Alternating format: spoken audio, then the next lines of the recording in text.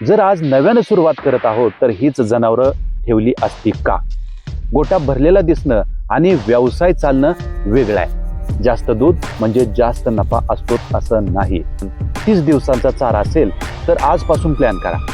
कधीच शेवटच्या आठवड्याची वाट पाहू नका. खर्च वाढवणाऱ्या जनावरांचा कठोर निर्णय घ्यायचा.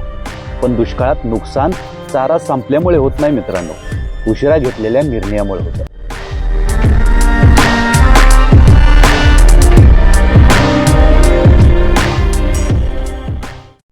कल्पना करा, आज सकाळी तुम्ही गोट्यात गेलाय. समोर जनावर उभे आहेत, पण चारा उरलाय फक्त काही दिवसांचा. आणि मनात एकच प्रश्न, आता काय करायचं? आणखी चारा आणायचा, जनावर विकायचं की वाट बघायची? इथंच बहुतेक लोक चूक करतात. कारण दुष्काळात व्यवसाय बंद पडत नाही. व्यवसाय बंद पडतो उशिरा घेतलेल्या निर्णयांमुळे. काही लोक शेवटच्या दिवसापर्यंत थांबतात आणि काही लोक वेळेवर निर्णय घेऊन पुढचा हंगाम काढतात. चारा संपायला लागला तर पहिला निर्णय कोणता घ्यायचा? कोणती जनावरं कोणत्या परिस्थितीत ठेवायची? कोणती ठेवून नुकसान वाढतं? आणि एक अशी चूक जी अनेक लोक नकळत करतात आणि नंतर म्हणतात सगळं अचानक बिघडलं. हा व्हिडिओ शेवटपर्यंत नक्की पहा, कारण शेवटी मी एक असा साधा नियम सांगणार आहे जो पाळला तर कमी चाऱ्यातही निर्णय मोठा बदलू शकतो. दुष्काळात चारा संपायला लागला तर पहिला निर्णय कोणता घ्यावा? चारा संपतोय, जनावर आहेत, दूध कमी होतंय आणि अशा वेळी बहुतेक लोक एक चूक करतात. ते शेवटच्या दिवसापर्यंत वाट बघतात. पण दुष्काळात नुकसान चारा संपल्यामुळे होत नाही मित्रांनो, उशिरा घेतलेल्या निर्णयामुळे होतं. आज आपण बोलणार आहोत, चारा कमी पडायला लागला तर पहिला निर्णय कोणता घ्यायचा? कोणती जनावरं ठेवायची? कोणती विकायची? आणि व्यवसाय बंद पडू नये म्हणून पुढचे 30 ते 60 दिवस कसे पाहायचे?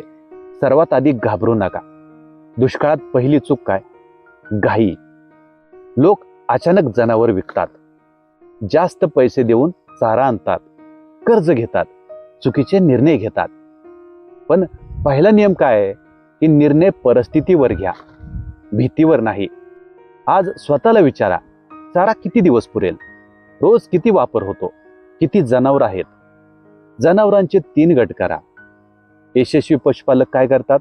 मुख्य उत्पन्न देणारी ही शेवटपर्यंत टिकवायची. निरीक्षण गट एक ठेवा, याकडे काही दिवस पहा.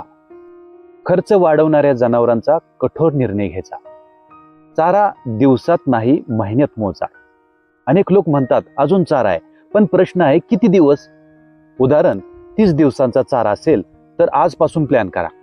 कधीच शेवटच्या आठवड्याची वाट पाहू नका. दूध कमी झालं तर काय करायचं?